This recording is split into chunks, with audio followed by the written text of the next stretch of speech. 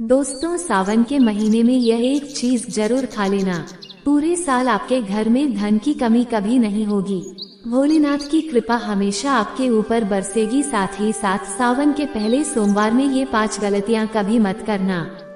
जाने सावन के पहले सोमवार में व्रत उपवास कैसे रखें। दोस्तों, सावन का महीना बहुत ही शुभ और मंगलकारी माना जाता है। सावन का हर एक दिन उतना ही पवित्र माना जाता है जितना कि पवित्र गंगा जल। करोड़ों में कुछ खास लोग होते हैं जो भगवान शिव की कृपा पाते हैं, सच्चे हृदय से भगवान शिव की भक्ति का आनंद लेते हैं और भगवान शिव का प्रिय भक्त कहलाते हैं। अगर आप भगवान शिव से प्यार करते हैं तो सच्चे दिल से कमेंट बॉक्स में लिखें हर हर महादेव, ओम नमः शिवाय। भगवान शिव के लिए एक लाइक तो बनता है। दोस्तों, सावन का पहला सोमवार 10 जुलाई, दूसरे सोमवार का व्रत 17 जुलाई, तीसरे सोमवार को और 24 जुलाई चौथा सोमवार व्रत, 31 जुलाई 5वां सोमवार व्रत, 7 अगस्त छठा सोमवार व्रत, 14 अगस्त 7वां सोमवार व्रत, 31 अगस्त को 8वां सोमवार व्रत रखा जाएगा। दोस्तों, सावन की समाप्ति होगी 31 अगस्त को और रक्षाबंधन का त्योहार मनाया जाएगा 30 अगस्त बुधवार के दिन। सावन की समाप्ति होने से एक दिन पहले रक्षाबंधन का पर्व मनाया जाएगा।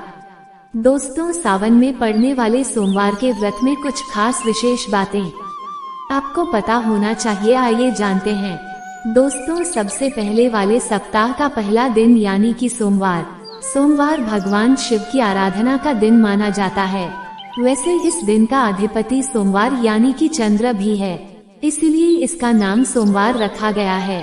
इसलिए सोमवार के दिन भगवान शिव और चंद्रमा दोनों की ही आराधना की जाती है और व्रत रखा जाता है। सोमवार को शिव जी के लिए रखे जाने वाले व्रत शीघ्र ही फलदायी होते हैं। इसलिए शिव जी के भक्त इस दिन अपने किसी इच्छा की पूर्ति के लिए तथा सुख समृद्धि और शांति के लिए सोमवार का व्रत अवश्य रखें।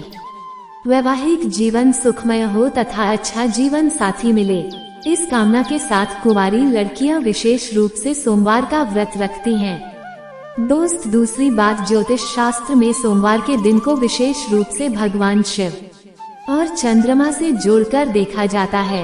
इसलिए इस दिन वे सभी काम करने चाहिए जो कि भगवान शिव को प्रिय है।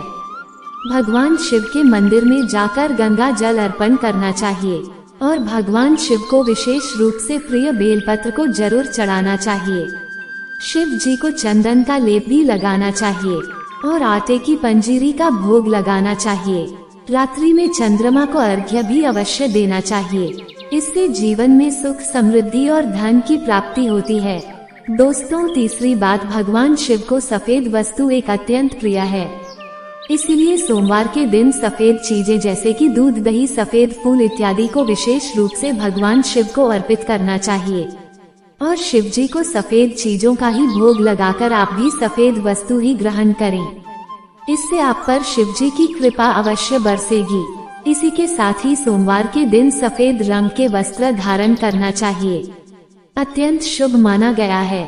दोस्तों, चौथी बात, वास्तु शास्त्र के अनुसार सोमवार को किसी आवश्यक काम के लिए घर से बाहर जाने से पहले आईना जरूर देख लें। आपके काम बिना किसी रुकावट के आश्चर्यजनक पूरे हो जाएंगे और आपको यश भी मिलेगा। दोस्तों, ये काम है जो हमें सोमवार के दिन करनी चाहिए, लेकिन कुछ काम ऐसे भी हैं जो हमें सोमवार के दिन कभी नहीं करने चाहिए।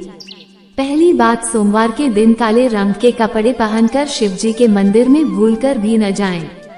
व्रत आदि में भी काले रंग के कपड़े कभी न पहने।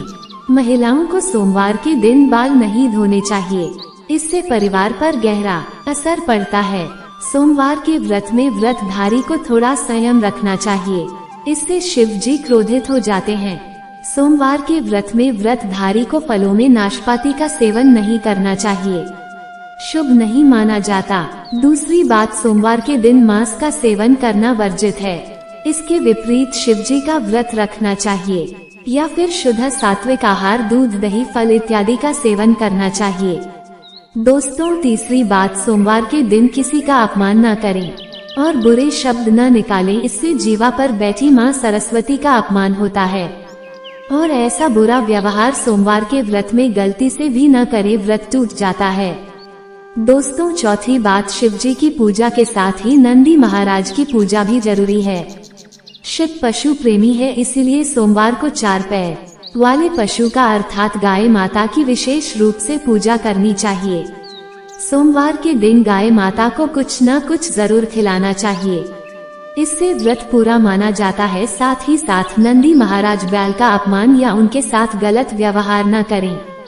दोस्तों, 5वीं बात, पूजा करते समय ध्यान रखें कि भगवान शिव को केतकी का फूल, कुमकुम, तुलसी के पत्ते, कटे फटे बेलपत्र या खंडित चावल भूलकर भी न चढ़ाएं और श्रृंग से भी जल अर्पण न करें। तो दोस्तों, सोमवार के इस दिन शिव और चंद्रमा की आराधना करें, व्रत करें, शिव मंदिर में जाएं, साफ मन से दिन में कई बार ओम नमः शिवाय का जाप आप जरूर करें।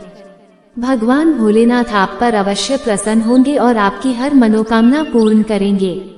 इसी के साथ ही क्या आप जानते हैं, सोमवार के व्रत में यह फल कभी नहीं खाया जाता। जी हाँ, अगर आप गलती से इस फल को खा लेते हैं तो जिंदगी भर भगवान शिव के क्रोध का सामना करना पड़ा सकता है। आपका व्रत भंग हो सकता है, यहाँ तक कि आपके परिवार पर कष्ट आ सकते हैं। कम से कम सोमवार के व्रत में ऐसा पाप कभी न करें। दोस्तों, नंबर 1, शास्त्रों में कहा गया है कि व्रतधारी को उधार मांगकर फल आदि नहीं खाना चाहिए, इससे पाप लगता है और व्रत अधूरा रह जाता है। सोमवार का व्रत हो या कोई भी व्रत क्यों न हो, पड़ोसियों से मांगकर भी व्रत आदि में फल वगैरह नहीं खाना चाहिए। व्रत में उधार मांगकर खाने से व्यक्ति का व्रत झूठा हो जाता है।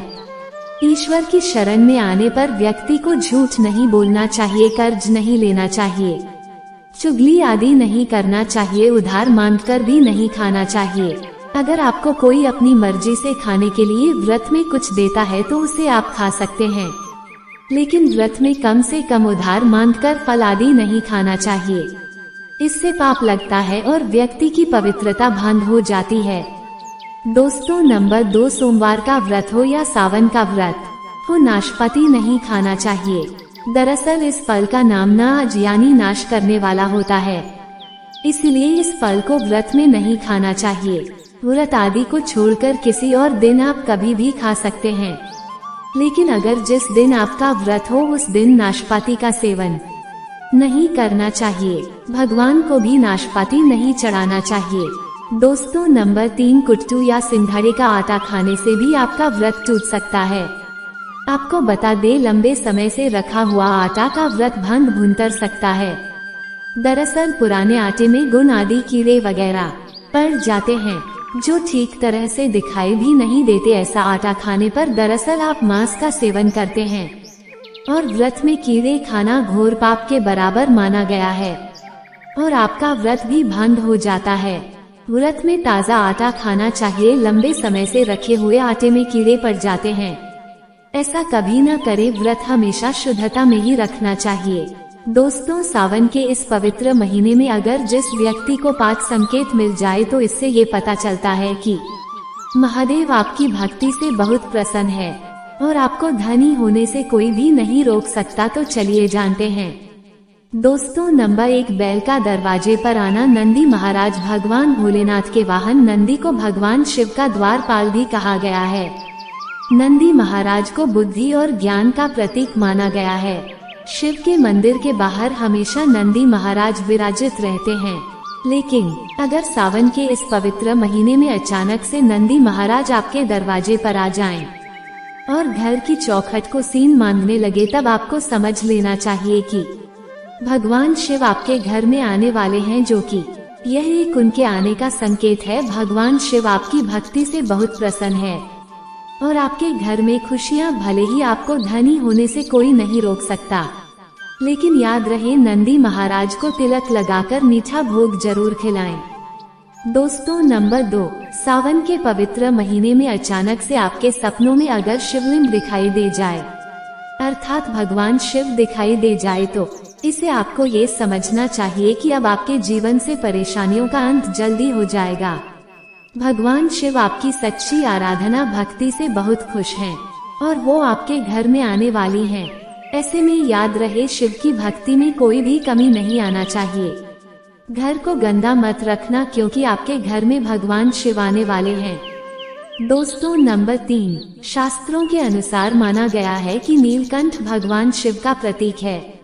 अगर आपके घर में सावन के महीने में नीलकंठ छत पर आकर बैठ जाए तो उसे भूलकर भी मत भगाना क्योंकि यह भगवान शिव का प्रतीक माना गया है।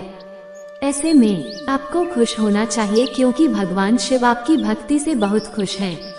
शास्त्रों में बताया गया है कि नीलकंठ अगर मनुष्य के घर पर आकर बैठ जाए तो साक्षात घर में महासचिव के आने के संकेत माने गए हैं। अब आपके बुरे दिन जाने वाले हैं। कहते हैं श्री राम ने इस पक्षी के दर्शन करने के बाद ही रावण पर विजय प्राप्त की थी। दोस्तों नंबर 4, सावन के पवित्र महीने में अचानक से घर में काला सांप निकल आए तो बहुत ही शुभ माना गया है। इसे बिल्कुल भी न मारे, ये भगवान शिव के आने का संकेत है। जिनकी भक्ति से महादेव प्रसन्न होते हैं तब महादेव किसी खास अवसर पर ही अपने दर्शन देते हैं।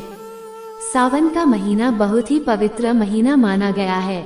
यही वो महीना है जिसमें भगवान शिव धरती पर आते हैं और उस घर में अपना स्थान बना लेते हैं जो सच्चा भक्त होता हो। सपनों में किसी मंदिर में नाग नागिन का जोड़ा देखना बहुत ही शुभ माना गया है। ये घर में शिव के आने के संकेत हैं। अब आपको खुश होने की जरूरत है।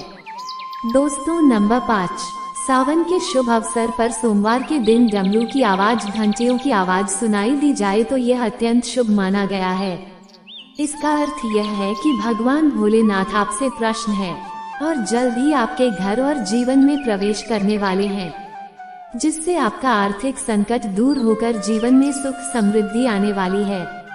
महादेव आपसे बहुत खुश हैं। दोस्तों महादेव की कृपा पाने के लिए एक बार भगवान शिव का जयकारा अवश्य लगाएं। धन्यवाद दोस्तों।